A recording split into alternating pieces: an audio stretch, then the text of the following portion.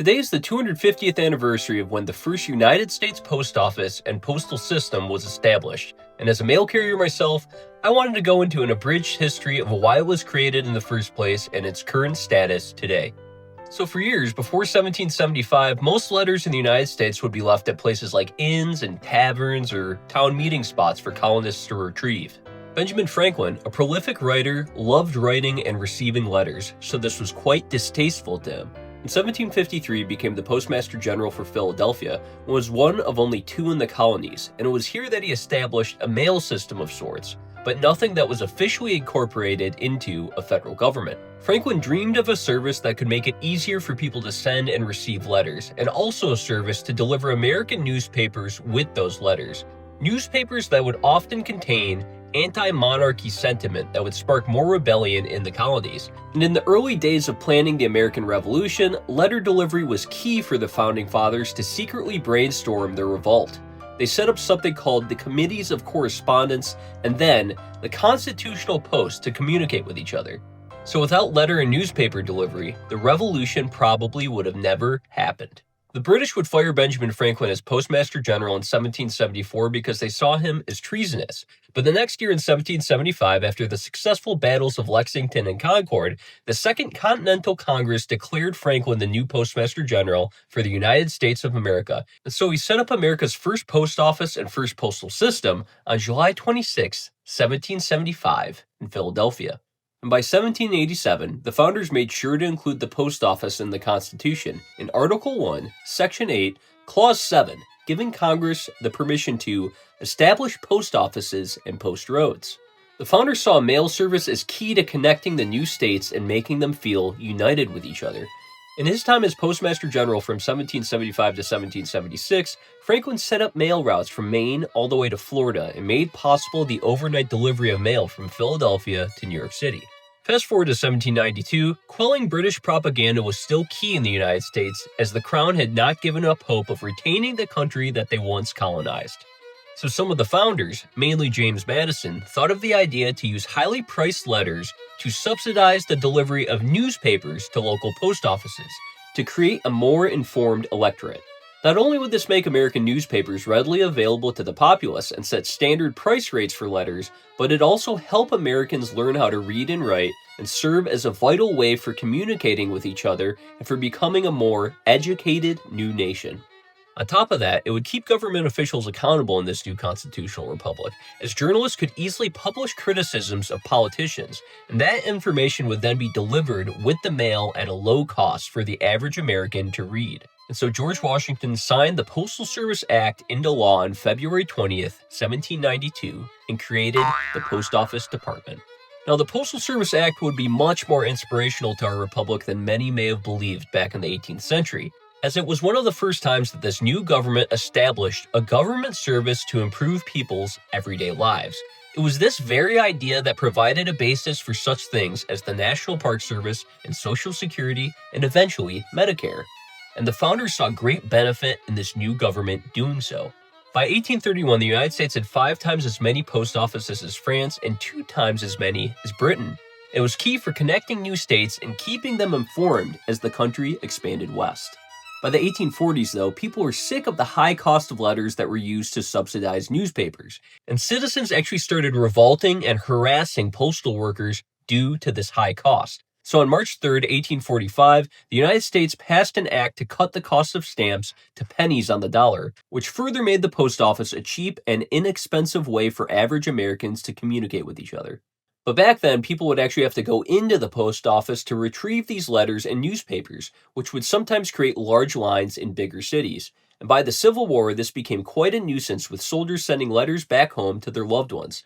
So Abraham Lincoln's Postmaster General, Montgomery Blair, established free at-home delivery in big cities in 1863, and also made it so soldiers could send money orders home to their wives, so that the money they made as soldiers could be easily transported to their families. Now, for the sake of brevity, let's skip to 1970. After 195 years of mail carriers keeping the nation united and providing easy communication to American citizens as a government service, many of these carriers realized that they were not treated well. With the post office department being an extension of the federal government, many mail carriers were treated as if they were military members, because in fact, many veterans go on to work in the post office after they get out of the military. This also caused the post office department to be ran like the military. But the simple fact is, mail carriers aren't foot soldiers, or at least they aren't anymore if they're a veteran. They're simply just people trying to do an honest day's work. They were also paid poorly, much less than the average blue-collar worker at, say, the auto factories in Detroit, while getting barked at by their bosses every morning like they were in boot camp. And so began the 1970 postal strike, which lasted 8 days and was the largest wildcat strike in the history of the United States, with 210,000 striking mail carriers involved. And by wildcat strike, I mean it was an illegal strike, as they were government employees and could not legally strike and could not collectively bargain for their wages before 1970. Richard Nixon, the president at the time, originally thought it'd be easy to replace these mail carriers with National Guard members. He thought he could just drop the National Guard into the job and they'd pick up where these mail carriers left off. But many people didn't know, and still don't know today, that this is a tough job with a lot of small details to remember to accurately deliver a mail route. And quickly after he realized the National Guard was awful at delivering the mail, he agreed to let mail carriers and the National Association of Letter Carriers collectively bargain for their wages and benefits. And this influenced the Postal Reorganization Act of 1970, which officially created the United States Postal Service, a self-funded and not tax-funded separate government agency within the government, no longer the United States Post Office Department. Then we get to the rise of the internet and computers becoming affordable to households in the 1990s, and so began the widespread use of email and instant messaging to communicate. Not many people talk about this anymore, but USPS actually tried to establish an email system twice. Once in the 1980s, when they created something called e-com that lasted for 3 years from 1982 to 1985. Originally, the Justice Department thought that this might be an antitrust violation, as USPS already had a monopoly over letters, and so Congress didn't do anything to subsidize the cost of sending an email via e-com. Many believe e-com was short-lived, mostly because the Postal Rate Commission, a federal regulatory agency, refused to lower rates and effectively priced e-com out of the market. But at the time, there were some in the government that saw the writing on the wall with email, even in the 1980s, as the Office of Technology Assessment said the, quote, communications marketplace will significantly affect USPS finances, service levels, and labor force requirements, unquote, and they said that it would be, quote, prudent for Congress and USPS to address these issues aggressively, unquote. Despite this growing concern of the rise of electronic communication, the program was discontinued in 1985. USPS again tried to start an email system in 2000 called PostCS. This time it was mostly to send large files and certified mail. But due to the government agency not being allowed to subsidize its email system, they would charge $1.70 an email. So with the cost factor and it being widely unpopular and not marketed well, USPS would shutter PostCS by 2002. A USPS spokesperson named Susan Brennan actually spoke on the matter, saying, quote, email is not a threat. Postal mail is universal. The internet is not, unquote. To say the least, she was wrong. Don't tell this to USPS corporate though, because even today, low mail volume has been used as a reason to cut mail carrier pay, which is a problem they largely created for themselves. First-class mail volume would drop by 30% between 2000 and 2010, after peaking in the year 2000. During this time, smartphones also became widely accessible, and texting became an even more common way of communicating. In 2006, the Postal Accountability and Enhancement Act was passed, which required the Postal Service to pre-fund 75 years of health benefits for future retirees.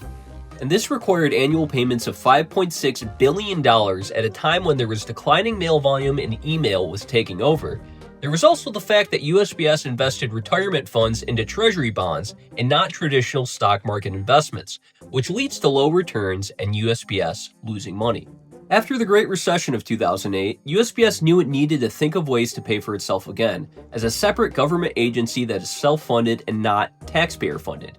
So you'd think that maybe they'd do some self-reflection and finally reverse their thoughts on depending on first-class mail, and maybe try to figure out a way to establish a legitimate email system. Wrong. Instead, they thought that mail carriers were to blame for these losses for making too much money.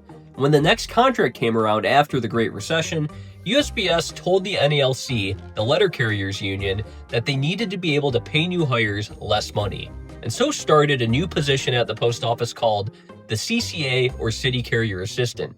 And in the 2013 labor contract, USPS also created a two-table system for carriers hired in before 2013 and carriers hired in after 2013. Basically, the CCA position meant that new hires would have less benefits and less union protections and would get paid far less than new hires before 2013. And as more older carriers retired, they could finally become a career letter carrier as people cycled out. The problem is, with less union protections, these new hires could be worked for 30 days in a row and 12 hours a day with no one to stop supervisors from working them like that if they felt like it. And I would know this because I was one of those people. I was hired in 2015, and there were several times I worked 30 days in a row, including Sundays because the post office delivered Amazon packages on Sundays, and I would often work 10 to 12 hours a day without a day off for several weeks. And whenever I did have a day off, my supervisors wouldn't tell me until the night before. Then on top of that, this two-table system for people hired in after 2013 meant that when enough people retired and a CCA became a career carrier, they would get paid far less than every carrier that made a career position before 2013. USPS argued that this would be the way that they could pay off pre-funding their retirement benefits and battle the encroachment of email and texting into first-class mail as a way of communication. Then there's the fact that the NALC union has quite frankly not been doing a great job with fighting for wage gains the past 13 years, with letter carrier wages recently falling behind that of UPS. So this leads me to the decline in service that everyone seems to use as a reason to tell mail carriers that they don't deserve a fair wage. Well, when you hire people in at a low wage and overwork them for 60 to 80 hours a week, you generally tend to get workers that are new to the job force who make a lot of mistakes, from not knowing the job and from being overworked. On top of this, during 2021 and 2022, they had such a low retention rate that they had over 50% of new hires quitting, and they got completely rid of their reading aptitude test that used to be required to get hired. This constant turnover of new hires is also extremely costly for USPS and costs them millions of dollars every year. And letter carriers are still not generally treated well by management, and it's mostly a depressing place to work. For example, we aren't even allowed to have any personal photos or art up in our cubicles that we go into in the morning to organize mail. We can't even have a picture of our kid or our significant other or our families to look at in the morning. The other week, our supervisors came around and tore every photo or personal belonging down from our cubicles and threw them into tubs. And they've started to tell us that we can't even talk to our coworkers in the morning, and we need to cut down on the time we use microwaving our food.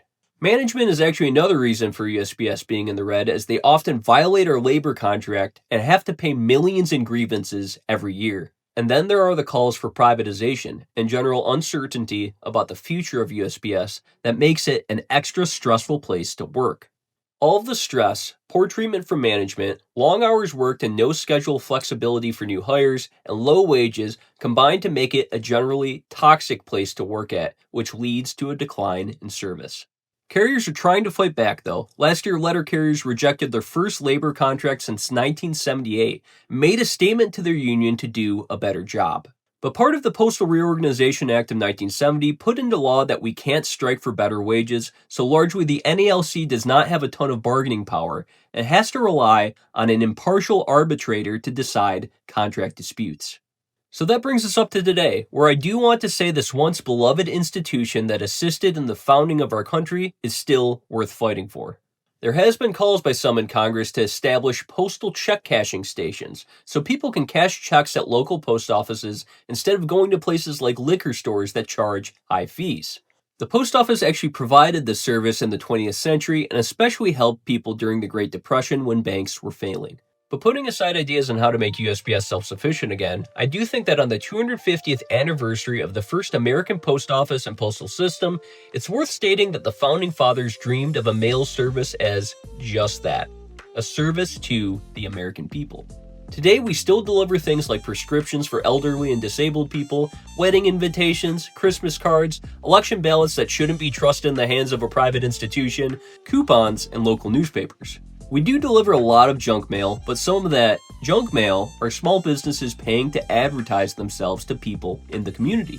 And we are often the only service that delivers to folks far out in rural areas. UPS packages are usually dropped off to us for last mile delivery because UPS does not make any money delivering to folks far out in the country. And if the Postal Service were privatized, rural mail and at-home package delivery would most likely be cut in rural areas. Some folks think that this sabotaging of USPS has been a long plot by billionaires so that they could dismantle the agency and sell it for profit. And our last Postmaster General, Louis DeJoy, actually used his position as Postmaster General to give his former company more business, a company that he still held a $30 million stake in. There are very simple reforms that could be done to save the service, but Congress has often sat on its hands over the years instead of helping it. Privatizing the post office would most likely result in wage cuts and layoffs and cause thousands of people, including many veterans, to lose their paycheck. So as a mail carrier, I will say, happy 250th anniversary to a government service that helped create the country we live in.